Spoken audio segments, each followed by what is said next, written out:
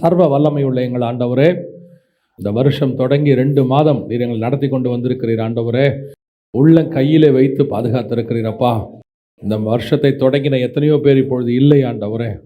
ஆண்டவர் தேவன் தாமே எங்களை ஜீவன் கொடுத்து பாதுகாத்து ஆசீர்வதித்து அரவணைத்து எல்லாவற்றையும் தந்து வழி நடத்தி இருக்கிறீர் ஆண்டவர். இந்த 2 மாதமும் எங்கள் ஆவிக்குரிய ஆகாரங்களை எங்களுக்கு போஷித்திருக்கிறீர், வசனத்தை போதித்திருக்கிறீர். நாங்கள் ஆண்டவரை உம்மால் திருப்தியாகும்படிக்கு தேவனாகிய கர்த்தர் புது புது மன்னாவினாலே எங்கள் நிரப்பி இருக்கிறீர் ஆண்டவரே.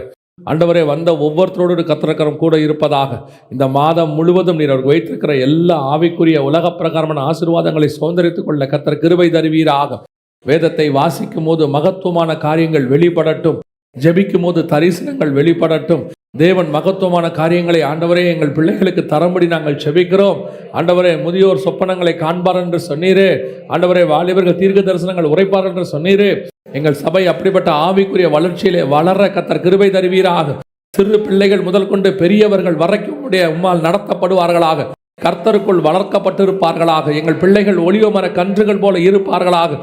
எங்கள் முதிவயது உள்ளவர்கள் கனித்தந்து புஷ்டியாய் இருப்பார்களாக. ஆண்டவரே, எங்கள் சபை முழுவதும் கர்த்தருடைய கரத்துக்குள் இருப்பதாக. எங்கள் சபைக்கு விரோதமாய் உருவாக்கப்படுகிற எல்லா ஆயுதங்களும் வாய்க்காதே போகட்டும் என்று நாங்கள் கட்டளை கொடுக்கிறோம்.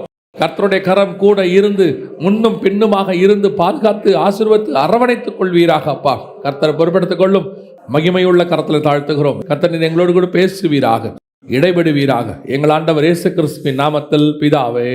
29ஆம் சங்கீதத்தில் கடைசி வசனம் நாம் வாசித்த வசனம், கர்த்தர் தம ஜனத்திற்கு பலன் கொடுப்பார், கர்த்தர் தம ஜனத்திற்கு சமாதானம் அருளி அவர்களை ஆசீர்வதிப்பார். ஒரு சில காரியங்களை வேதத்தில் தியானித்து கொண்டிருந்த போது கர்த்தர் ஆசீர்வதிக்கிறார். ஆனால் ஆசீர்வாதத்திலேயே பெரிய ஆசீர்வாதம் எதுவென்றால் சமாதானம்தான் ஆசீர்வாதம். எந்த ஆசீர்வாதமும் சமாதானம் இல்லாமல் இருக்குமானால் அது ஆசீர்வாதமாகவே இருக்காது. ஒரு சரீரத்தில் நமக்கு எல்லாம் இருந்து ஒரு சின்ன பெயின் இருந்தால் கூட போதும், அந்த பெயின் தான் நமக்கு பெருசாக தெரியுமே ஒழிய சுற்றி இருக்கிற எதுவும் நமக்கு பெருசாக தெரியாது. அப்போ ஆசீர்வாதம் என்பது எதை அடிப்படையாக கொண்டது என்று சொன்னால், கர்த்தர் நம்மை சமாதானமாய் உட்கார வைத்திருப்பது தான் ஆசீர்வாதம் இருக்கிறது. எல்லாம் வீடு இருக்கலாம், கார் இருக்கலாம், எல்லாம் இருக்கலாம். ஆனால் சமாதானம் இல்லாவிட்டால் ஒரு பிரயோஜனமும் இல்லை. சில நேரங்களிலே இப்போ இந்த உக்ரைன் நாட்டை பற்றி பார்க்குறோம். அவ்வளோ வளம் இருக்குதான். அந்த நாட்டை எப்படியாவது எடுக்கணும்னு எல்லா நாடுகளும் முயற்சி பண்ணுதான். அமெரிக்கா கூட நேற்று கூட முயற்சி பண்ணி தோல்வி அடைஞ்சு அவங்க அதிபர்லாம் போயிட்டாராம். என்ன காரணம்னு கேட்டால், உக்ரைன் மாதிரி வளமிக்க நாடு அவ்வளோ கிடையாது, அந்த மாதிரி வளம் இருக்குதான். ஆனால் அவ்வளோ ஆசீர்வாதம் இருக்குது. ஆனால் தேசத்தில் என்ன இல்லை? சமாதானம் இல்லை. அப்போ சமாதானம் என்பது நமக்கிட்ட என்ன இருக்குங்கிறத அடிப்படையாக கொண்டதல்ல, தேவன் நமக்கு என்ன கொடுத்துருக்கிறார் என்பதை அடிப்படையாக கொண்டு. அதில் பெரிய விஷயம் ஆசீர்வாதம் என்பது கர்த்தர் கொடுக்கிறதான சமாதானம். ஈசாக்கு தோண்டுகிற துறவுகளை குறித்து நாம் வாசிக்கிறோம். 26ஆம் அதிகாரம் ஆதியாகமத்தின் புஸ்தகத்தை திருப்பிக் கொள்ளுங்க. இதிலிருந்து தான் நாம் பார்க்க போகிறோம். இதில் மிக முக்கியமாக ஈசாக்கு 4 துறவுகளை குறித்து சொல்லப்பட்டிருக்கிறது. பொதுவாக நீங்கள் 3 துறவுகள் தான் கேள்விப்பட்டிருப்பீங்கன்னு நினைக்கிறேன். 4 துறவுகளை குறித்து சொல்லப்பட்டிருக்கிறது. அதில் ஒவ்வொரு துறவுக்கு பின்னாடியும் கர்த்தருடைய ஒரு திட்டம் இருக்கிறது. நம்ம ஏன் இந்த தலைப்பு வசனத்தை எடுத்தோங்கிறத நீங்கள் கடைசியாக புரிஞ்சுப்பீங்க. முதலாவதாக ஈசாக்கு, நம்ம எல்லாரும் நினைக்கிறோம் ஆபிரகாம், ஈசாக்கு, யாக்கோபின் தேவன் அப்படின்னு சொல்லிட்டு இன்றைக்கி நிறைய பேர் என்ன சொல்கிறாங்க, ஆபிரகாமினுடைய ஆசீர்வாதங்கள் எல்லாம் நமக்கு வருவதாக அப்படின்னு சொல்கிறாங்க. ஆபிரகாமுடைய எந்த ஆசீர்வாதம் அவருக்கு வந்துச்சு அப்படிங்கிறது தான் ரொம்ப முக்கியம். அதுவும் புறஜாதியாருக்கு கலாத்தியர்கள் எழுதும்போது ஆபிரகாமுடைய ஆசீர்வாதங்கள் இயேசு கிறிஸ்துவின் வழியாக புறஜாதியாருக்கு வரும்படிக்கு, நமக்கு வரும்படிக்குன்னு இருக்குது. அப்போ எந்த ஆசீர்வாதத்தை குறித்து அவர் சொல்லுகிறார் அப்படிங்கிறது தான் இப்போ ரொம்ப முக்கியமாக நாம் பார்க்க போகிறோம். அதில் நாம் அதை வச்சுக்கிட்டு என்ன கேட்குறோம், ஆபிரகாம் செல்வச்சீமானாக இருந்தான், அப்புறம் அவனுடைய ஆஸ்தி இடம் கொண்டு போகாததாக இருந்தது, அதனால் கர்த்தர் அந்த மாதிரி எனக்கும் கொடுங்கப்பா, அப்புறம் அவன் கால் மிதித்த தேசத்தை கர்த்தர் கொடுத்தார், அப்புறம் எனக்கும் ஆண்டவர் அந்த மாதிரி ஒரு தேசத்தை கொடுப்பார் அப்படின்லாம் சொல்லி நம்ம ஆபிரகாமுடைய ஆசீர்வாதத்தை நாம் எப்படி கேட்குறோன்ற. ஆனால் ஆபிரகாமுடைய ஆசீர்வாதங்கள் ஈசாக்குக்கு வரவே இல்லை. எந்த ஆசீர்வாதம் வரவில்லை? உலக பிரகாரமான ஆசீர்வாதம் வரவில்லை. வாசிங்க ஆதியாகமத்தின் புஸ்தகம் 26ஆம் அதிகாரம் 15வது வசனத்தை வாசி. அவன் தகப்பனாகிய ஆபிரகாம் நாட்களில் அவனுடைய வேலைக்காரர் வெட்டின துறவுகளை எல்லாம் தூர்த்து மண்ணினால் நிரப்பி போட்டார்கள். இந்த துறவு என்பது நம்ம எல்லோருக்கும் தெரிந்திருக்கிறபடி ஊற்று, அதிலிருந்து தண்ணீர் வரும், நம்ம எல்லாருக்கும் தெரியும். அது ஒரு ஆசீர்வாதம். என்ன ஆசீர்வாதம் என்று சொன்னால், ஆவிக்குரிய விதத்தில் சொல்லணும்னு சொன்னால் அது ஒரு ஸ்பிரிச்சுவல் பிளெஸ்ஸிங், பரிசுத்த ஆவியானவர் ஊற்றெடுக்கிறார். ஊற்று தண்ணீரே, உங்களுக்குலாம் அந்த பாட்டு நல்லா தெரியும் நினைக்கிறேன். ஊற்று தண்ணீரே பொங்கி பொங்கி வா. பரிசுத்த ஆவியானவரை குறித்து பாடுகிற பாட்டர். அவர் நதியாய் பாய்கிறார். முழங்கால் அளவு, குதிங்கால் அளவு, முழங்கால் அளவுலாம் நம்ம பாடுறோம். ஆவியானவர் என்ன செய்கிறாரு? நம்மை நிரப்புகிறார் நம்ம அறிந்திருக்கிறோம். ஆனால் ஆவியானவருடையதான அந்த தண்ணீர் வருவதற்கு ஊற்று வேண்டும். அதான் அந்த ஊற்று. இப்போ நம்ம இஸ்மவேல் மரிக்கும் தருவாயில் பேர்சபா என்கிற வனாந்தரத்தில் ஆகார் ஒரு ஊற்றை கண்டாள் அப்படின்னு நம்ம பார்க்குறோம். அவள் கண்கள் திறக்கப்பட்டது, ஒரு ஊற்றை கண்டாள். ஊற்று என்பது நம்ம உலக பிரகாரமாய் சொன்னால் சரீரத்துக்கு தண்ணி கொடுப்பது. அதே ஸ்பிரிச்சுவலி சொன்னால் நம்ம ஆத்மாவுக்கு தண்ணீர் கொடுப்பது, தாகத்தை தீர்ப்பது. அதனால தான் இயேசு சொன்னார், தாகமாக இருக்கிறவன் என்னிடத்தில் வாருங்கள் என்று சொன்னார். அந்த தண்ணீர் கொடுப்பது தான் ஊற்று. பரிசுத்த ஆவியானவருடையதான அபிஷேகம், நடத்துதல், அழைப்பு, அதில் எல்லாமே இருக்குது. அப்படி இருக்கும் பொழுது இங்கே வசனம் சொல்லுது, ஆபிரகாமுடையதான துறவை அவர்கள் எல்லாம் என்ன செஞ்சாங்களா? தூர்த்து மண்ணினாலே வெட்டி போட்டார்கள் அப்படின்னு இருக்கிறது. அப்படி உலக பிரகாரமாக ஃபஸ்ட்டு நான் சொல்கிறேன், ஆபிரகாமுடைய ஆசீர்வாதம் யாருக்கு வரல? அப்போ ஈசாக்குக்கு வரல. அவங்க தூத்து போட்டாங்க, மண்ணு போட்டு மூடிட்டாங்க. பல நேரங்களிலே நாம் எதிர்பார்க்கறது என்ன அப்படின்னு சொல்லி கேட்டிங்கன்னா, நான் ஒரு சிலர்லாம் பேசும்போது என் ஃப்ரெண்ட்ஸ் எல்லாம் சொல்லுவாங்க, எங்கள் அப்பா எனக்கு ஒன்றுமே வச்சுட்டு போகலம்பாங்க. சொல்லும் போது எங்கள் அப்பா என்ன செய்யலை, எனக்கு ஒன்றுமே வச்சுட்டு போகல, எங்கள் அப்பா எங்களை நடுத்தரில் விட்டுட்டு போயிட்டார். அவங்க அப்பா ஏன் வச்சுட்டு போகணுங்கிறது எனக்கு அப்புறமா தான் புரிஞ்சிச்சு. அவர் ஏன் வச்சுட்டு போகணும்?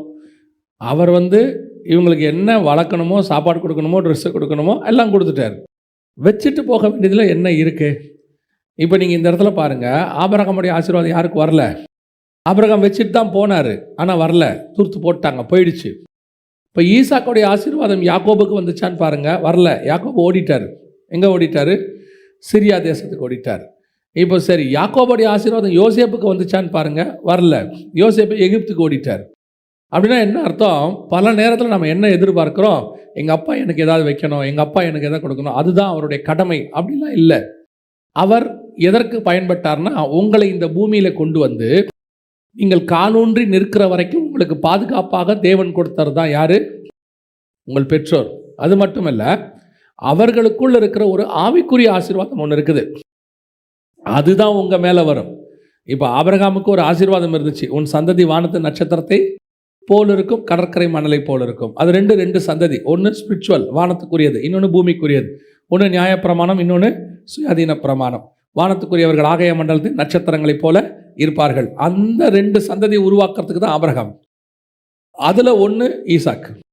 வானத்துக்குரிய சந்ததி கொண்டு வர்றது ஈசாக்குடைய வேலை. அதில் தான் இயேசு மூலமாக நம்ம இன்னைக்கு 7 நட்சத்திரங்களை தன் கையில் ஏந்தி கொண்டிருக்கிறவர்னு இருக்கு. ஸோ இந்த ஆசீர்வாதம் தான் யாருக்கு வரும்? ஈசாக்குக்கு வரும். பொதுவாக நாம் என்ன எதிர்பார்க்குறோம்? எங்கள் அப்பா உலக பிரகாரமாக எதுவுமே வச்சுட்டு போல. கொஞ்சம் பேர் திட்ட வேற செய்வாங்க, எங்கள் அப்பா ஒரு எதுவுமே வச்சுட்டு போல, அந்த ஆள் ரொம்ப மோசமான ஆள் அப்படிம்பாங்க. அவர் உங்களை கொண்டு உங்களை நீங்கள் ஒரு காலகட்டம் நிற்கிற வரைக்கும் அவங்க என்ன செஞ்சுருக்கிறாங்க? உதவியாக இருந்திருக்கிறாங்க. அதுதான் அவங்களுடைய வேலை. சில நேரத்தில் நீங்கள் பார்த்தீங்கன்னு சொன்னால், ஒரு மரம் வளர்கிற வரைக்கும் ஒரு கொம்பு ஒன்று வச்சுருப்பாங்க. அந்த செடி நல்லா வளர்ந்து ஸ்டாண்ட் ஆகும்போது கொம்பு தேவைப்படாது. அதுதான் நமக்கு இருக்க பெற்றோர் அவங்க கொடுத்துருக்கிறது ஒரு காலகட்டம் வரைக்கும். அதே நேரத்தில் ஆவிக்குரிய ஆசீர்வாதத்தை அவங்க வாங்கி கொடுக்குறாங்க.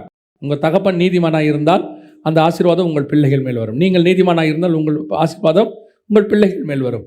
நீங்கள் என்னவா இருக்கிறீர்கள் என்பது ரொம்ப முக்கியம். அதான் ரொம்ப இம்பார்ட்டன்ட். ஆனால் இன்றைக்கி என்ன செய்கிறோம்? ஆபிரகாமுடைய ஆசீர்வாதத்தை எதிர்பார்த்துருக்கிற ஒரு குரூப்.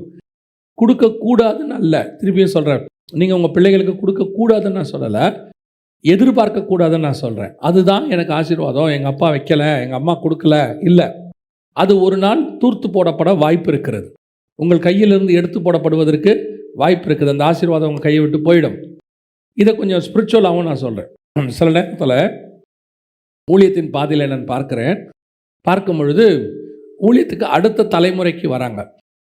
இப்போது தகப்பன் பாஸ்டராக இருக்கிறாரு அல்லது எவாஞ்சலிஸ்டாக இருக்கிறார். அந்த அபிஷேகத்தை நம்பி அடுத்த தலைமுறை ஊழியத்துக்கு வரக்கூடாது. அவர் வச்ச அந்த ஊழியத்தை நம்பி, அந்த அபிஷேகத்தை நம்பி அடுத்த தலைமுறை வரக்கூடாது. அதை நீங்கள் நம்பினால் அது ஒரு நாள் தூர்த்து போடப்படும். நான் என்ன சொல்கிறேன்னா, உங்கள் தகப்பனுடைய ஆவிக்குரிய ஆசீர்வாதம் உங்களுக்கு வரும், நான் இல்லைன்னு சொல்லலை. ஆனால் அவருடைய அழைப்பு ஒன்று இருக்கிறது, அவருக்குன்னு ஒரு இருக்கு இல்லையா, அதை நம்பி நீங்கள் ஊழியம் செய்யக்கூடாது. அதே நேரத்தில் அதை நம்பாமல் நீங்கள் என்ன செய்யணுமா? வசனம் சொல்லுது, வாசிங்க.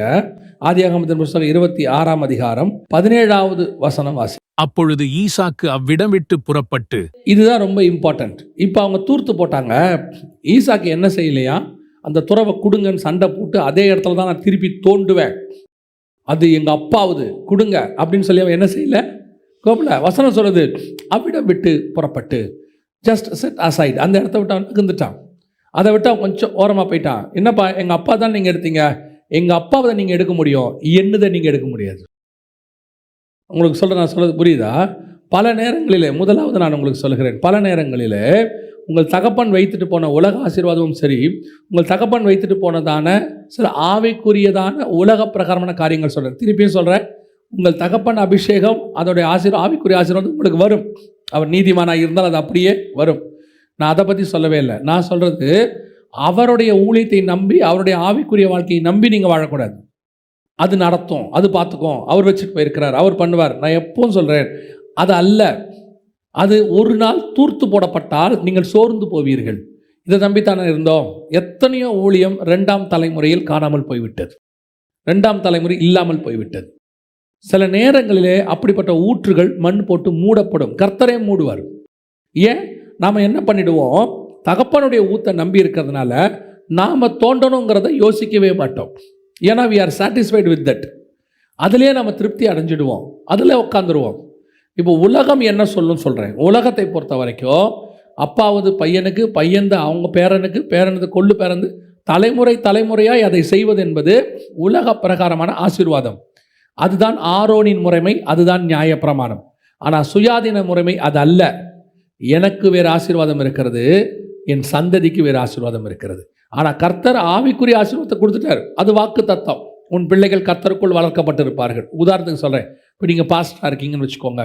ஒரு உதாரணத்துக்கு, உங்கள் பையனும் பாஸ்டராக தான் வரணும்னு அவசியம் இல்லை, ஊழியக்காரனாய் வரணும். ஆனால் பாஸ்டராக வரணும்னு அவசியம் இல்லை. அவன் எவாஞ்சலிஸ்டாக வரலாம், அவன் ப்ராஃபட்டாக வரலாம், அவன் அப்போஸ்தலராக வரலாம், என்ன வேணாலும் வரலாம். கர்த்தர் என்ன வச்சுருக்காரோ, மிஷினரியாக வரலாம், என்ன வேணாலும் வரலாம். ஆனால் எங்கள் அப்பாவோடைய நிழலில் தான் நான் வாழ்வேன், அதுதான் என்னுடைய ஊற்று அப்படின்னு நீங்கள் நினச்சிங்கன்னா அது ஒரு நாள் தூற்று போடப்படும், இல்லாமல் போகும். அப்போ நீங்கள் செய்ய வேண்டியது என்ன, உட்காந்து அதை தான் திருப்பி இது எங்கள் அப்பா எனக்கு கொடுத்தது, எங்கள் அப்பா கொடுத்தது, பரவாயில்ல இருக்கட்டும், காணாமல் போச்சா இருக்கட்டும். நான் சாட்சியை ஏற்கனவே சொல்லியிருக்கிறேன். எங்கள் அம்மாவுடைய சொத்தை எங்கள் காரியங்கள் எல்லாம் சில சூழ்நிலைகள் நிமித்தமாக எங்கள் அம்மா கைக்கு வரல. அதுக்கு எங்கள் அம்மாவும் ஒரு காரணம்னு வச்சுக்கோங்க, வரல. ஆனால் ஒரு நாள் கூட எங்கள் அம்மா போய் என் சொத்து எங்கன்னு கேட்டதே கிடையாது. போய் அவங்க கூட வாக்குவாதம் பண்ணதில்லை, சண்டை போட்டதில்லை. எங்கள் அம்மா அடிக்கடி எங்கிட்ட சொல்லுவாங்க, எல்லாம் போச்சுடா, பரவாயில்ல இருக்கட்டும், எல்லாம் கடவுள் நமக்கு தருவார் அப்படிம்பாங்க. இயேசுவை அறியாத போதே சொல்லுவாங்க. அப்படி ஒரு காலகட்டம். ஆனால் ஒரு நாள் வந்தது, கர்த்தர் எங்களுக்கு தாபரிக்க கர்த்தர் இடத்தை கட்டளையிட்டார். கர்த்தர் கொடுத்தார். அது முழுக்க எங்கள் அம்மா சம்பாரிச்சு. எதுக்கு சொல்கிறேன், அப்படி நாம் பல நேரங்களில் நம்பி இருந்தவர்கள் காணாமல் போயிருக்கிறார்கள். அதுக்கப்புறம் ஸ்தம்பிச்சு போயிடுவாங்க. ஐயோ இந்த ஊற்று போச்சே, நான் என்ன பண்ணுவேன். ஆண்டவர் கொடுக்குற ஒரு ஆலோசனை என்னன்னா, ஒருவேளை உங்கள் தகப்பனிடத்திலிருந்து உங்களுக்கு வர வேண்டியது வராமல் இருக்கும், ஏமாற்றப்பட்டு இருப்பீர்கள், அல்லது உங்கள் தகப்பன் உங்களுக்கு கொடுக்காமையே போயிருக்கலாம், அப்படி போயிருக்கலாம். அந்த சூழ்நிலையில் கர்த்தர் சொல்கிறாரு, ஜஸ்ட் அங்கேருந்து வந்துரு, அதை விடு, அங்கே போய் நின்றுக்கிட்டு இருக்காத, அந்த மூடப்பட்ட இடத்துல போய் பார்க்காத, அது மூடியாச்சு, அவ்வளோதான், வேறு வேலை இல்லை. அடுத்து நீ செய்ய வேண்டியது என்ன, வாசிங்க 26ஆம் அதிகாரம் 19வது வசனம் வாசிங்க. ஈசாக்குடைய வேலைக்காரர் பள்ளத்தாக்கிலே வெட்டி அங்கே சுரக்கும் நீரூற்றை, இது ஆபிரகாம், அதாவது அவங்க அப்பாவுடைய வேலைக்காரர் வெட்டினதல்ல. முன்னாடி நம்ம என்ன வாசித்தோம், ஆபிரகாமன் நாட்களில் அவனுடைய வேலைக்காரர்கள் வெட்டின துறவு, இது ஈசாக்குடைய வேலைக்காரர் வெட்டின துறவு. இந்த துறவு தான் அவனுடைய துறவு. சுரக்கும் நீரூற்றை கண்டார்கள். வசனம் சொல்லுது, இது அவன் வெட்டின துறவு. இதுதான் கர்த்தர் எதிர்பார்க்கறது உங்ககிட்டயும் எங்கிட்டையும். ஊழியத்தின் பாதையில் நீங்களும் நானும் கர்த்தருக்கு என்ன செய்கிறோம். எனக்கு ஆண்டவர் ரொம்ப தெளிவாக எப்பவும் சொல்லி கொடுத்தது ஒன்று தான், ஒவ்வொருத்தருக்கும் ஒரு அழைப்பு வச்சிருக்கிறார் கர்த்தர், யூனிக் காலிங். என்னுடைய அழைப்பு இன்னொருத்தருக்கு வராது, இன்னொருடைய அழைப்பு அவருக்கு வராது. ஈவந்தோ இப்போ நான் சொல்கிறேன், மோசே கூடவே மலைக்கு மேலே வரைக்கும் ஏறினார் யோசுவா, ஆனால் மோசேயின் அழைப்பு யோசுவாவுக்கு கிடையாது. யோசுவாவுக்குன்ற ஒரு அழைப்பு இருக்கிறது. மோசேயால் ஜனங்களை விடுதலை தான் ஆக்க முடியும், எகிப்திலிருந்து கொஞ்சம் தூரம் நடத்த முடியும். ஆனால் யோசுவாவால் கொண்டு போய் சேர்க்க முடியும், அங்கே பங்கிட்டு கொடுக்க முடியும். இது அவனுக்குரியதான அழைப்பு. நான் மோசே கூடவே இருக்கிறேன், மோசே மாதிரியே இருப்பேன். ஆண்டவர் சொல்லியிருக்கிறாரு, மோசையோடு இருந்தது போல உன்னோட இருப்பேன். கரெக்ட், அதெல்லாம் சொன்னார். ஆனால் அழைப்பு வேறு. எலியா கூட இருந்தது போல எலிசாவினுடைய அழைப்பு அல்ல. எலியாவின் அழைப்பு வேறு, எலிசாவின் அழைப்பு வேறு. ஒவ்வொருத்தருக்கும் ஒரு அழைப்பு இருக்குது. எங்கள் அப்பா இப்படி இருந்தார், எங்கள் அண்ணன் இப்படி இருந்தார், இதுதான் என் அழைப்பு. இல்லவே இல்லை. நீ நீரூற்ற கண்ணணும், நீங்கள் வெட்டணும். உங்களுடையதான ஊற்றுதான் உங்களுடைய தண்ணீர், அது உங்களது, அதுதான் உங்களுக்கு தண்ணீராக இருக்கும். இந்த பழக்கம் முதல்ல வரணும். நான் என்னுடையது கர்த்தர்கிட்ட நான் வாங்குவேன் அப்படின்னு சொல்லி எந்த ஒரு காரியமும் இன்னொருத்தரை டிபெண்ட் பண்ணி இருக்கிறவங்க கடைசி வரைக்கும் ஓடவே முடியாது. தேவனிடத்திலிருந்து நான் நீரூற்றை காண்பது என்பது அதுதான். அப்போ கர்த்தர் என்னை சந்திக்கிற விதம் இருக்கு பாருங்க, அப்போ கர்த்தர் கொடுக்குற விதம் இருக்கு பாருங்க. எங்கிருந்தோ ஒரு 100 ரூபாய் வரும், எப்படி வரும்னே தெரியாது. உங்களுக்கு தெரியுமான்னு தெரியாது, 2004-05 ஒரு 100 ரூபாயை பார்க்கும்போது மனசில் அவ்வளோ பெரிய சந்தோஷம் வரும். யாரோ ஒருத்தர் மணி ஆர்டர் அனுப்புவாங்க, 100 ரூபாய் தான் வரும். அந்த 100 ரூபாய் அவ்வளவு சந்தோஷமாக இருக்கும். அது வச்சோம்னா நான் நினச்சிப்பேன், இந்த வாரம் தப்பிச்சுட்டோண்டான்னு நினைப்பேன். ஆமாம், உண்மைதான், இந்த வாரம் நம்ம என்ன செஞ்சிட்டோம், தப்பிச்சுட்டோண்டான்னு நினைப்பேன். அந்த அளவுக்கு அந்த ஒரு 100 ரூபா பெரிய இஷ்யூவாக இருக்கும். அதுக்கப்புறம் ஊழியம் வளர வளர ஆண்டவர் தேவைகள் அதிகரிக்கும் பொழுது கர்த்தர் கொடுக்கறதையும் அதிகரிச்சார். அதை நான் இல்லைன்னு சொல்லலை. ஒரு நீரூற்றை நீங்கள் வெட்ட வேண்டி இருக்கிறது. உன் தகப்பனோட நீரூற்று ரொம்ப நாள் உனக்கு வராது, அது உன்னை ரொம்ப நாள் காப்பாற்றாது. அப்படி நீ நீரூற்றை வெட்டாமல் உன் தகப்பன நீரூற்றையே நம்பிக்கொண்டிருப்பாய் என்று சொன்னால் உன்னுடைய நீரூற்றிலிருந்து வர வேண்டிய தண்ணீர், அபிஷேகம், அழைப்பு உனக்கு இல்லாமலே போகும். ஒரு நாள் அது மண் மூடிடுச்சுன்னா நீ ஸ்தம்பித்து போவே. அதுக்கு தான் ஆண்டவர் சொல்கிறாரு, நீ நீரூற்று விட்டு, நீ விட்டு உனக்கு ஒரு நீரூற்றை உண்டாக்கு. அதிலிருந்து உனக்கு வரக்கூடிய தண்ணீர் தான் உன்னுடைய தண்ணீராக இருக்கும். இப்போது நீரூற்றை நீங்கள் வெட்டியாச்சு, ஆண்டவர் உங்களுக்கு ஒரு அபிஷேகத்தை கொடுத்துட்டாரு. இப்போ நீங்கள் அழைப்புக்குள்ளே வந்துட்டீங்க. இது 2வது ஸ்டேஜ். இப்போ என்ன ஆயிடுச்சு, 2வது ஸ்டேஜ். உங்கள் அபிஷேகத்துக்குள்ளே வந்தாச்சு, கர்த்தர் கொடுத்துட்டாரு. ஆனால் இங்கேயும் ஒரு பிரச்சனை இருக்கிறது. இப்போ இதை யாரும் மண்ணு போட்டு மூடவே முடியாது. இப்போவும் சொல்கிறேன், உங்கள் அழைப்பை உங்களிடத்திலிருந்து யாரும் எடுக்கவே முடியாது. அது உங்களுக்குரியதான அழைப்பு. நான் ஊழியத்துக்கு வந்த புதுசில் எங்கிட்ட ஒரு போதகர் கேட்டார், இந்த மாதிரி. அப்போ நான் 1994 செகண்ட் கம்மிங் மெசேஜஸ் கேட்பேன். அந்த மாதிரி பேசுகிறவங்களுடைய செய்திகள்லாம் கேட்டு குறிப்புகள்லாம் எடுத்து வச்சுருப்பேன். அதோடு கூட 2004 நான் ஊழியத்துக்கு வந்தபோது ஆண்டவர் எனக்கு கொடுக்குறதையும் சேர்த்து டைரியாக வச்சுருப்பேன். அப்போது ஒரு போதகர் என்னை கேட்டார், பிரதர் இதெல்லாம் ரொம்ப நல்லா இருக்குது, இந்த எவிடன்ஸ்லாம் எனக்கு அப்படியே தருவீங்களா அப்படின்னு சொன்னார். நான் சொன்னேன், தரேன் அப்படின்னு.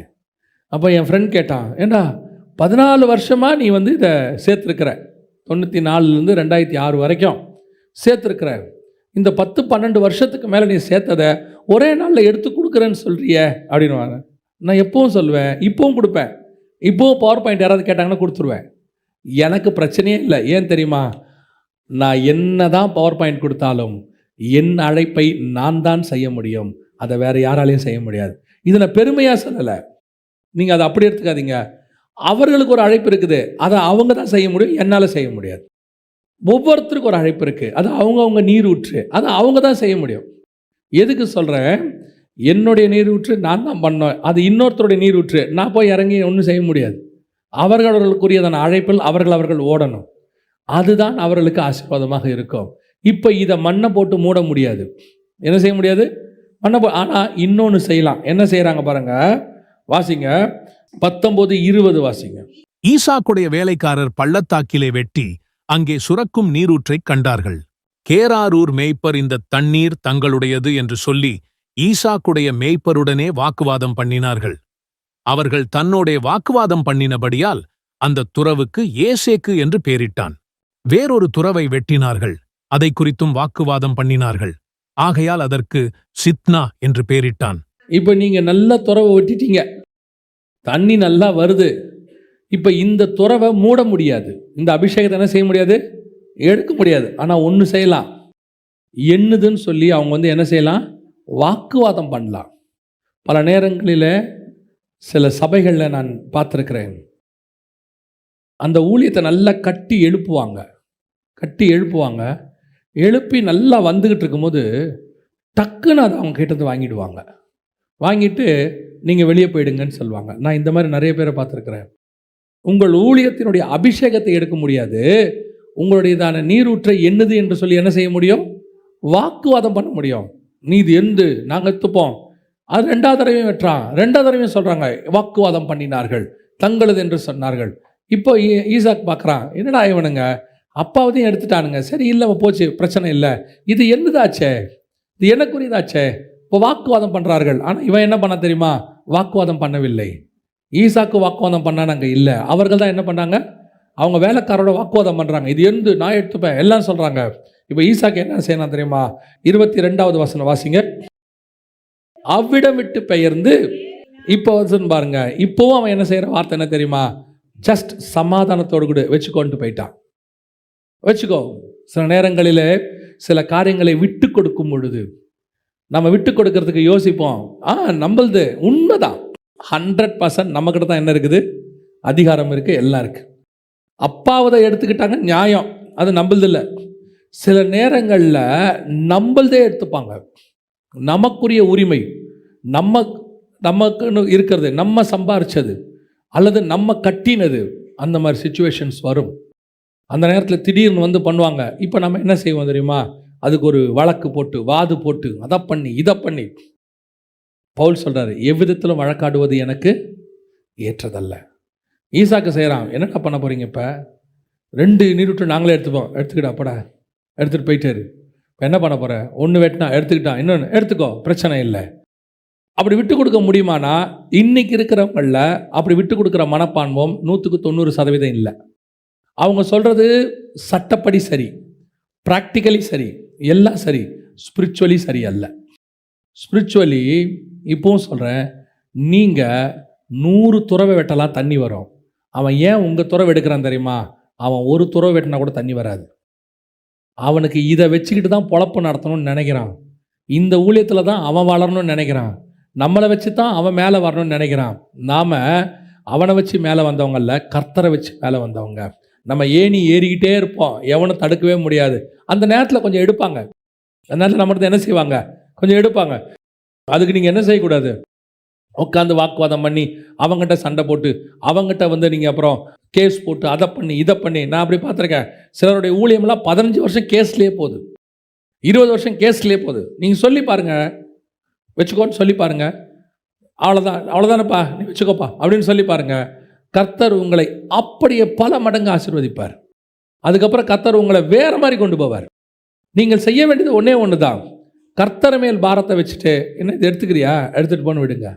கர்த்தர் ஒரு நாளும் நம்மை கைவிடுகிற தேவனே இல்லை. உட்காந்து வாக்குவாதம் பண்ணிகிட்டே இருக்காதீங்க, சண்டை போட்டுக்கிட்டே இருக்காதீங்க. சில காரியங்களை விட வேண்டி இருக்கும்போது நம்ம என்ன செய்யணும்? விட்டுட்டு போயிட்டே இருக்கணும். அவங்க கூட உட்காந்து போராடுறதுக்கான நேரமே கிடையாது நமக்கு. ஏன்? நீங்களும் நானும் ஆசீர்வதிக்கப்பட்டவர்கள். நம்ம எத்தனை நூறு ஓட்டினாலும் அது வந்துக்கிட்டே இருக்கும். ஏன்னா உங்கள் அபிஷேகம் அப்படிப்பட்டது. அவங்ககிட்ட அது இல்லை, அதனால தான் அவங்ககிட்ட போராடிட்டு இருக்கிறான்.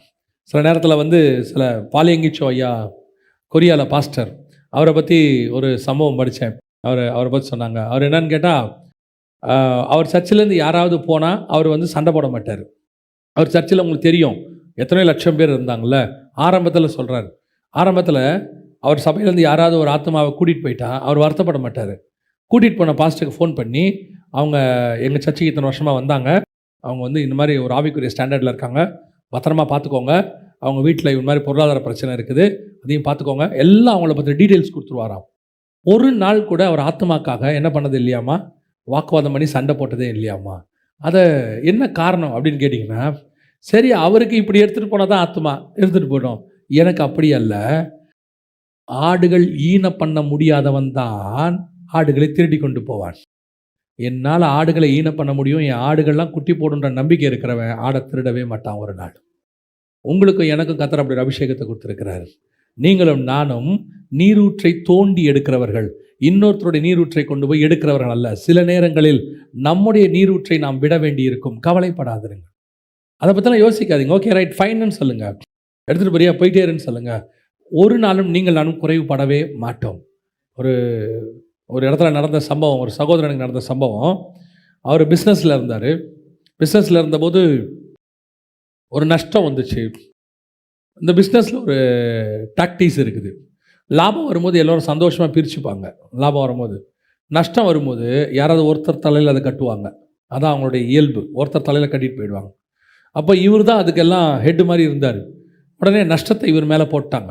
போட்டு இல்லை நாங்கள் நஷ்டத்தெல்லாம் ஏற்றுக்க மாட்டோம் அப்படியே சொல்லிவிட்டு அந்த பிரிக்க வேண்டி அவங்களுக்கு தேவையானதெல்லாம் எடுத்துகிட்டு போயிட்டாங்க. இவர் மேலே போட்டு போயிட்டாங்க. அவர் என்னுடைய நண்பர் தான். அப்போ அவர் என் கூட உட்காந்து பேசிகிட்டு இருக்கும்போது சொன்னார், எல்லாத்தையும் எடுத்துகிட்டு போயிட்டாங்க, எனக்கு கூட அடைக்க வேண்டிய கடனை மட்டும் என்கிட்ட கொடுத்துட்டு போயிட்டாங்க அப்படின்னாரு. என்ன நடந்துச்சு? எடுத்துகிட்டு போனவங்க ஒன்றும் பெருசாலாம் வளரல. ஆனால் இவருடைய கடனையும் கர்த்தர் அடைக்க வச்சு அவர்களுக்கு முன்பாக கர்த்தரை உங்களை பல மடங்கு கர்த்தர் உயர்த்தி வச்சிட்டார். அல்லேலூயா. அவர்கள் நீரூற்றை திருடுகிறவர்கள், நீங்கள் நீரூற்றை தோண்டுகிறவர்கள். அவர்களுக்கு நமக்கு வித்தியாசம் இருக்குது. போகட்டும் விட்டு பாருங்க. அது நீங்கள் விடுறது கொஞ்சம் பெரிய விஷயமா கூட இருக்கும். கவலைப்படாதிருங்கள். அதை காட்டிலும் பெரிய காரியங்களை கர்த்தர் கொடுப்பதற்கு வல்லமை உள்ள தேவனாய் இருக்கிறார். அல்லேலூயா. அவன் அவ்விடம் விட்டு புறப்பட்டு போய் அந்த இடத்த விட்டு போயிடணும். இந்த வாக்குவாதம் பண்ணுற மாதிரிலாம் உட்காரக்கூடாது. அவங்க கூட உட்காந்து வாக்குவாதம் பண்ணிக்கிட்டும் இருக்கக்கூடாது. அவன் நம்ம அபிஷேகத்தை கெடுக்கிறதுக்காக இருக்கிறவன். இப்போ இந்த நீரூற்றை எதுக்கு அவன் வந்து வாக்குவாதம் பண்ணான்னு கேட்டிங்கன்னா, அவன் நினச்சா கூட தோண்டிக்கலாம், அது வேறு விஷயம். ஆனால் உங்கள் சமாதானத்தை கெடுப்பது அந்த வாக்குவாதங்கிறது என்னது? உங்கள் சமாதானத்தை. அதனால தான் பாருங்கள், ஈசாக்கு வாக்குவாதமே பண்ண மாட்டான். அதுவும் புதிய ஏற்பாட்டில் இருக்குது. வாக்குவாதம் பண்ணுவது கிறிஸ்துவின் சபையாருக்கு ஏற்றதல்ல. கிறிஸ்துவின் சபையார் வாக்குவாதம் பண்ணுவது அல்லன்னு எழுதுகிறார் பவுல். நம்ம அந்த வாக்குவாதம்லாம் பண்ண வேண்டாம். ஏதாவது சொல்கிறானா, ரைட், ஓகே, விடு, ஃபைன், போயிட்டே இரு. என்ன ஆனது ஆகிப்போச்சு. ஏன்னா ஒரு சில நேரத்தில் நீங்கள் நம்புவீங்களான்னு தெரியாது. சில நேரங்களில் நான் வாக்குவாதம் பண்ணக்கூடாது என்பதற்காக கர்த்தருக்கு முன்பாக சொல்லுகிறேன், சில லட்சங்களை நான் கொடுத்துருக்கிறேன். எனக்கு தெரியும் அதை நான் எங்கிட்ட அவங்க ஒன்றுமே இல்லாமல் தான் வாங்குறாங்கன்னு எனக்கு தெரியும். அவங்க வந்து என்னை ஏமாற்றி வாங்கலை, என்னை ஏமாத்துறதா அவங்க நினச்சிக்கிறாங்க. எனக்கு தெரியும் அவங்க என்னை ஏமாற்றலை, நான் அவங்க ஏமாத்துறாங்கன்றது எனக்கு தெரியும். ஆனால் நான் சில லட்சங்களை அவர்களுக்கு எடுத்து கொடுத்துருக்கிறேன். என்னை ஆண்டவர் ஒரு நாளும் குறைபட விட்டதே கிடையாது. ஆண்டவர் சொல்கிறார், உன் வஸ்திரத்தை கேட்டால் மேல் அங்கேயும் விட்டு கொடு. போயிட்டு என்ன பண்ண போகிறாங்க? பணம் தானே, சில காரியங்கள் தானே, அது சில லட்சமாக இருக்கும், இருந்துட்டு போட்டோம், ஒன்றும் பிரச்சனை இல்லை. நீங்கள் தேவன் நிமித்தம் அதை விடும் பொழுது கர்த்தர் ஒரு நாளும் உங்களை கை விடவே மாட்டார். கர்த்தர் நிச்சயமாய் உங்களை ஆசீர்வாதம் கொடுப்பார். அல்லேலூயா. இது 2வது அவன் வெட்டினதான துறவு. இப்போ அவன் வந்துட்டான். வாசிங்க 22வது வசனத்தை வாசி. பின்பு அவ்விடம் விட்டு பெயர்ந்து போய் வேறொரு துறவை வெட்டினான். அதை குறித்து அவர்கள் வாக்குவாதம் பண்ணவில்லை. அப்பொழுது அவன், நாம் தேசத்தில் பலுகும்படிக்கு இப்பொழுது கர்த்தர் நமக்கு இடம் உண்டாக்கினார் என்று சொல்லி அதற்கு ரெகோபோத் என்று பெயரிட்டான். இதான் 3வது ஸ்டேஜ் உங்கள் ஆவிக்குரிய வாழ்க்கையில். முதல்ல நீங்கள் எதை நம்பிக்கொண்டு வந்தீர்களோ அதை கர்த்தர் கையை விட்டு எடுப்பார். உங்கள் அப்பாவது, அவங்களது, இவங்களது, அவருடைய நிழல். கர்த்தருக்கு பிடிக்காதது எந்த நிழலும் கர்த்தருக்கு பிடிக்காது. அவர் நிழல் மட்டும்தான் அவருக்கு பிடிக்கும். சூரஜ் செடியின் நிழலில் படுத்திருந்தாலும் ஏஞ்சி போடான்னு சொல்லுவார். எந்த நிழலில் படுத்திருந்தாலும் ஒத்துக்க மாட்டார். அவர் சொல்லுவார், அவர்களை காத்த நிழல் ஒன்று இருக்குது, நான் தான் அந்த நிழல். சில நேரத்தில் ஏன் கர்த்தர் அப்படி எடுக்கிறார், நம்மக்கிட்ட இருந்து மண்ணை போட்டு மூட வைக்கிறாருன்னா, உன்னை ஆசீர்வதித்தது நான் தான் சொல்லணும். உன் தேவனாகிய கர்த்தர் ஒருத்தரே உன்னோடு கூட இருந்தாருன்னு சொல்ல வைக்கணும். இன்னொருத்தன் உங்கள் ஆசீர்வாதத்தில் சொந்தம் கொண்டாடுறத கர்த்தர் ஒரு நாளும் விரும்ப மாட்டார். ஒரு நாளும் விரும்ப மாட்டார். அது அந்த விஷயத்தில் அவர் கொஞ்சம் பொறாமை உள்ள தேவன் தான். நான் சொல்கிறேன், அந்த விஷயத்தில் அவர் கொஞ்சம் பொறாமை உள்ள தேவன் தான். யாரும் இந்த ஆளுடைய முன்னேற்றத்துக்கு நான் தான் காரணம்னு சொல்ல விடவே மாட்டார்.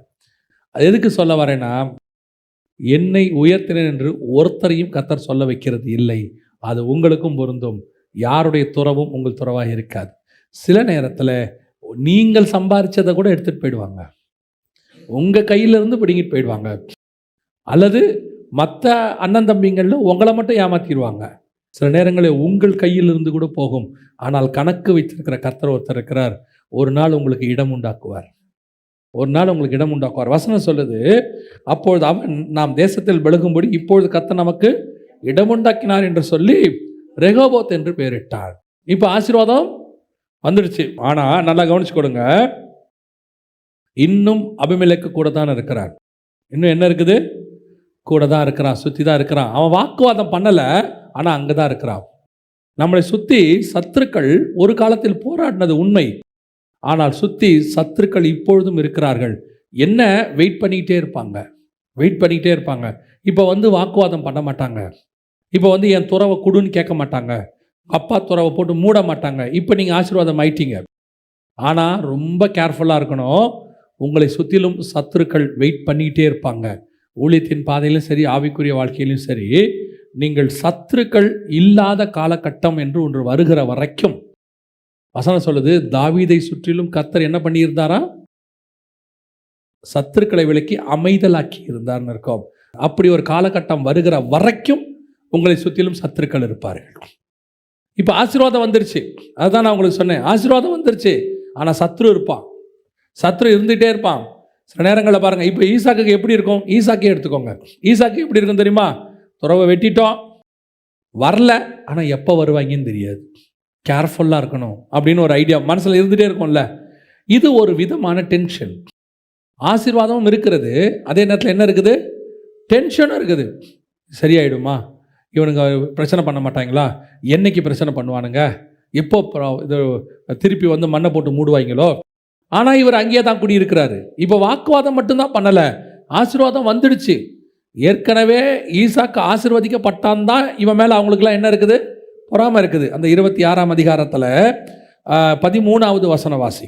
அவன் ஐசுவரியவானாகி வர வர விருத்தியடைந்து மகா பெரியவனானான். அவனுக்கு ஆட்டுமந்தையும் மாட்டுமந்தையும் அநேக பணிவிடைக்காரரும் இருந்தபடியினாலே பெலிஸ்தர் அவன் பேரில் பொறாமை கொள்ளுகிறவங்க சுற்றி இருப்பாங்க. அது ஒரு காலத்தில் உனக்கு உன் தகப்பனுக்கு உண்டானதை எடுத்துக்கிட்டாங்க. இந்த பொறாமை கொள்றவங்கிறவன், சத்ருங்கிறவன் ஏதோ அன்னோன் பர்சன் நினச்சிக்காதீங்க. நோன் பர்சனாக இருப்பான், கூட பிறந்தவனாக இருப்பான், பக்கத்து வீட்டுக்காரனாக இருப்பான், அண்ணன் தம்பியாக இருப்பான், ஃப்ரெண்டாக இருப்பான், ஏன் ஆவிக்குரியவனாக கூட இருப்பான். உங்கள் மேலே பொறாமை கொள்றவன் எல்லாருமே நீங்கள் நினச்சிக்கூடாது எல்லாம் பிசாசு அப்படி 2 கொம்போடு இருக்கணும். கிடையாது. பைபிள் தூக்கணும்னு இருப்பான். நீங்கள் ஆசீர்வதிக்கிறத பார்த்தா அவனுக்கு பிடிக்காது, நீங்கள் உயர்றதை பார்த்தா அவனுக்கு பிடிக்காது. கர்த்தர் உங்களை ஆசீர்வதிப்பார். நீங்கள் கஷ்டப்பட்டிருப்பீங்க, கர்த்தர் உங்களை நடத்தியிருப்பார், உங்களை வனாந்தரத்தில் நடத்தியிருப்பார். ஆனால் உங்களை பார்த்தா அவனுக்கு பொறாமையாக இருக்கும். ஏன்னா நீங்கள் பட்ட பாடு அவனுக்கு தெரியாது, உங்களை உயர்த்தி வச்சது மட்டும் பார்ப்பான்.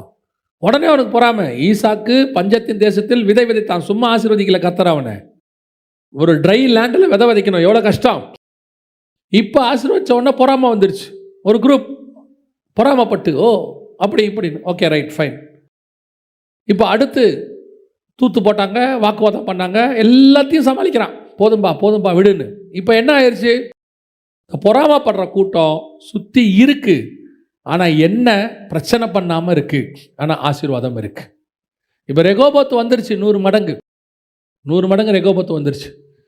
கர்த்தர் இடம் உண்டாக்கிட்டார், ஆசீர்வாதம் ஆயிடுச்சு. ஆனால் ஒரு டென்ஷன் சுற்றி இருந்துகிட்டே இருக்கும்.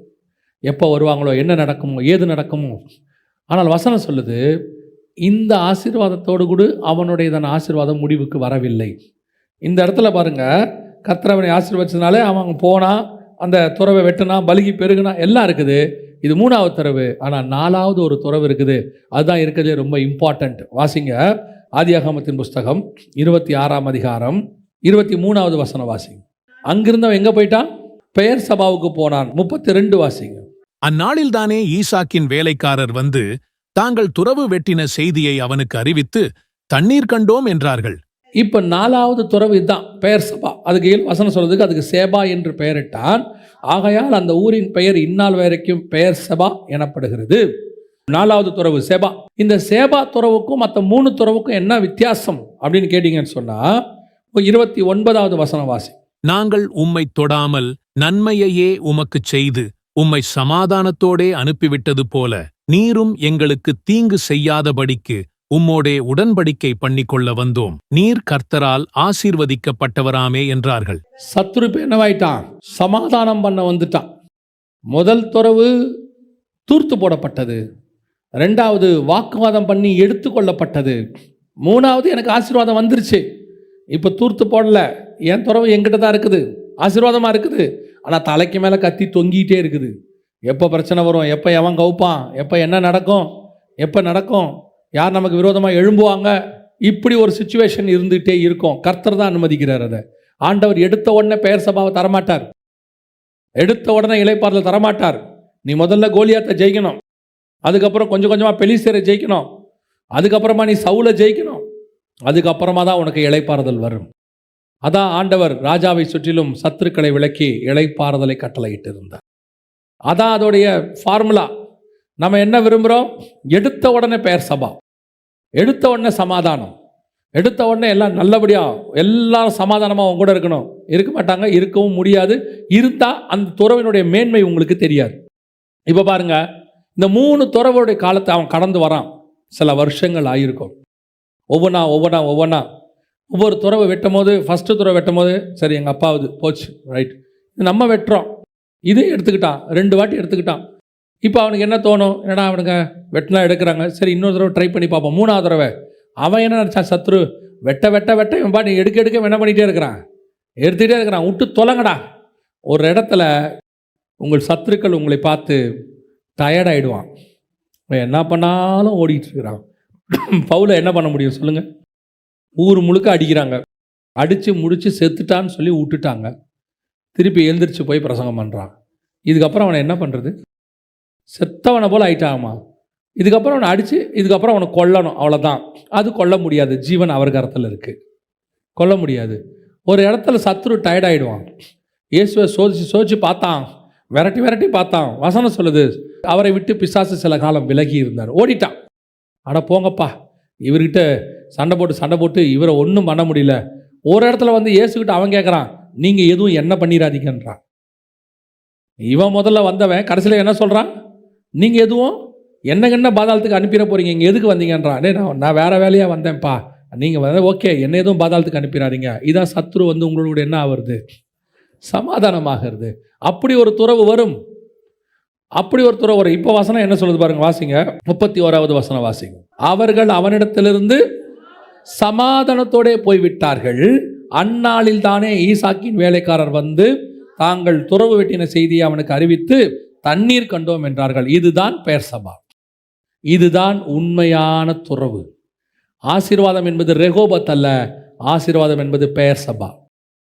ஆசீர்வாதம் என்பது பெயர் சபா. நம்மளை சுற்றி எல்லாம் கரெக்டாக நடக்கும், சின்ன பெயின் இருந்துக்கிட்டே இருக்கும், ஒரு சின்ன போராட்டம் இருக்கும். ஆனால் ரெகோபோத் தான், குறையே கிடையாது, எல்லாம் நல்லா இருக்குது, பீஸ்ஃபுல்லாக போயிட்டுருக்கு. ஆனால் அதுக்குள்ளே ஒரு சின்ன குறை இருக்கும், அல்லது ஒரு சின்ன பெயின் இருக்கும், அல்லது சின்ன சத்துருக்கள் இருந்துட்டு இருப்பாங்க. ஒன்றும் பண்ண மாட்டான், ஆனால் இருக்கிற மாதிரியே இருக்கும்.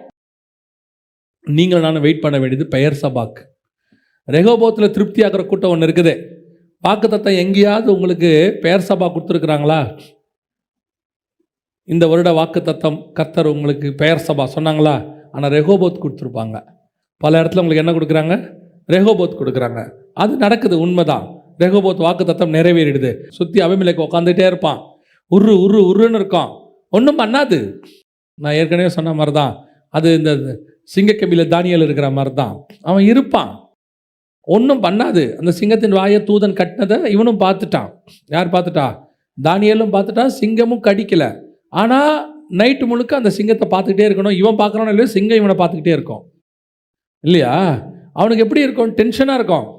ஐயோ, நான் நினைக்கிறது எப்போ வாயை கட்டின தூதன் அந்த இவனை தூக்கி வெளியே விட்டு போயிருந்தான்னு வச்சுக்கோங்க, ஒரு 1/2 மணி நேரம் வெளியே விட்டு போயிருந்தானா ராஜா வர வரைக்கும் இவன் பீஸ்ஃபுல்லாக இருந்திருப்பான்ல. அதல்ல, சில காலம் நீ ரெகோபோத்தில் இருப்ப, ஆனால் உன்னை சுற்றி சிங்கம் இருக்கும். அது கொஞ்சம் கடினமான காலம்தான், ஆனால் ஆசீர்வாதம் இருக்கும். நாம் அதோட வாழ பழகிட்டு அதிலே திருப்தி அடைஞ்சிருவோம். நம்ம எதை பார்ப்போம் தெரியுமா? ரெகோபோத், நீரூற்று, இடம் உண்டாக்கினார், வாக்குவாதம் பண்ணல. ஆனால் கர்த்தருடைய பார்வை என்ன தெரியுமா?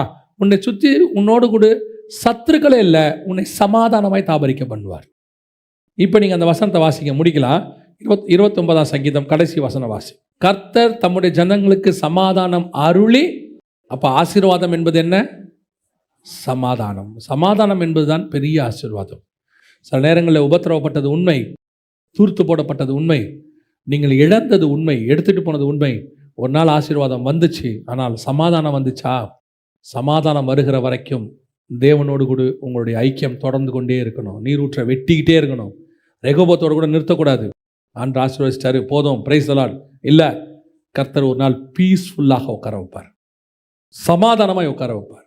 அந்த வர வரைக்கும் நீ வெற்ற நீரூற்றை நிறுத்தவே கூடாது. ரெகோபோட்டில் நிறுத்திட்ட பெயர் சபா வராது, சமாதானம் வராது, சாட்டிஸ்ஃபை ஆகக்கூடாது. எதில் சாட்டிஸ்ஃபை ஆகக்கூடாது? ஆசீர்வாதத்தில் சாட்டிஸ்ஃபை ஆகக்கூடாது. கர்த்தர் இடம் உண்டாக்கிட்டார்ப்பா, நீரூற்று வந்துருச்சு, சத்துருக்கள் நம்மளை ஒன்றும் செய்யலை, ஆனால் பார்த்துக்கிட்டே இருக்கிறாங்க, வெட்டுறதெல்லாம் டென்ஷனாக இருக்குது, நைட் 2 காவலாளி நிற்க வையி, மண்ணு போட்டு போகிறான். அப்படி ஒரு சூழ்நிலை நமக்கு அல்ல. ஆண்டவர் சொல்வார், கொஞ்சம் பொறுமையாக இரு, ரெகோபோத்துக்கு அடுத்த ஒரு நீரூற்றை நான் தருவேன். அது சமாதானம். நீ நினைக்கிறதான அந்த சத்ரு உன்னை விட்டு எடுக்கப்பட்டு போவான், அல்லது அந்த சத்ருவை உன்னோடு கூட சமாதானமாய் கர்த்தர் மாற்றுவார். அதுக்கப்புறம் உனக்கு டென்ஷனே இருக்காது, எல்லாமே பீஸ்ஃபுல்லாக இருக்கும். கர்த்தர் அப்படி மாற்றி கொடுப்பார். You must wait. நீ ஆசீர்வாதத்தோடு கூட திருப்தி அடையாத, சமாதானத்துக்காக கர்த்தர் இடத்துல ஜெபம் பண்ணு. அந்த பெயர் சபா வரும்போது கர்த்தர் 100 மடங்கு உன்னை ஆசீர்வதித்தார் என்பதை நீ புரிஞ்சு கொள்ளலாம். அல்லேலூயா. நாம் ஜெபிக்க போகிறோம். ஏந்திரிக்கலாமா நம்ம எல்லோரும் தேவ சமூகத்தில்? ஒருவேளை இந்த 4 நீரூற்றில் நீங்கள் எந்த இடத்துல இருக்கிறீங்கன்னு தெரியாது. சில நேரத்தில் உங்களுக்குள்ளே ஒரு எண்ணம், என்னுடைய பூர்வீக சொத்து, என்னுடைய பூர்வீக காரியங்கள், என் தகப்பனுடையது எனக்கு வராமல் போயிடுச்சே, என் தாயினுடையது எனக்கு வராமல் போயிடுச்சே, எங்கள் சொந்தத்திலேருந்து எனக்கு ஒன்றுமே இல்லையே. கர்த்தர் சொல்கிறாரு, உனக்கு நான் தான் ஆசீர்வாதம். 2வது, ஒருவேளை நீங்கள் உருவாக்கினதாக இருக்கலாம், உங்கள் ஆசீர்வாதமாக இருக்கலாம், ஒரு சிலர் உங்கள் கையிலிருந்து எடுத்துக்கொண்டு போயிருக்கலாம், பறிச்சுக்கிட்டு போயிருக்கலாம், வழக்கு போட்டு அநியாயமாக வாங்கிட்டு போயிருக்கலாம். கவலைப்படாதீங்க, உட்காந்து வாக்குவாதம் பண்ணாதீங்க, விட்டுருங்க, போட்டோன்னு சொல்லுங்க. ஒரு நாள் வரும், கர்த்தர் உன்னோடு கூட அந்த வாக்குவாதம் பண்ணுகிறவர்களை அமைதலாக்கி போடுவார். அதே இடத்துல உனக்கு இடம் உண்டாக்குவார். எங்கே மண்ணு போட்டு மூடினாங்களோ அங்கேயே கர்த்தர் துறவை தோண்ட வைப்பார். எங்கே எடுத்துக்கிட்டாங்களோ அங்கேயே கொடுக்க வைப்பார். அங்கேயே கர்த்தர் உனக்கு ஒரு ரெகோபத்தை உண்டாக்குவார். ஆனால் உங்கள் இருதயம் அந்த ரெகோபத்தில் திருப்தி அடையக்கூடாது. அதில் திருப்தி அடையக்கூடாது. எதுக்கு தெரியுமா? ஆசீர்வாதத்துக்காக நான் கர்த்தரை தேடவில்லை. உண்மையான ஆசீர்வாதம் என்பது சமாதானம். சத்துருக்களை எல்லாம் விலக்கி கர்த்தர் என்னை சமாதானமாய் தாபரிக்க பண்ணுவார். கர்த்தர் அருளும் ஆசீர்வாதம் சமாதானம். நிறைய பேர் ஊழியம் பண்ணுறாங்க, ஆனால் சுற்றிலும் அவங்களுக்கு அமைதல் இல்லை, ரொம்ப டென்ஷன் போயிட்டே இருக்குது. ஆண்டவர்கிட்ட கேளுங்க, ஆண்டவரே இவர்களை எல்லாம் விலக்கி எனக்கு சமாதானத்தை கட்டளையிடுங்கப்பான்னு கேளுங்க. நமக்கு பெரிய சர்ச் இருக்குது, பெரிய ஊழியம் இருக்குன்றது முக்கியம் இல்லை, சமாதானம் இருக்குதா அதான் முக்கியம். அதான் ரொம்ப இம்பார்ட்டண்ட். ஒப்பு கொடுத்து ஜெபம் பண்ணுவோமா? நல்ல தகப்பனே, சர்வ வல்லமை உள்ள எங்கள் ஆண்டவரே, இந்த காலை வேளைக்காக உமக்கு நன்றி.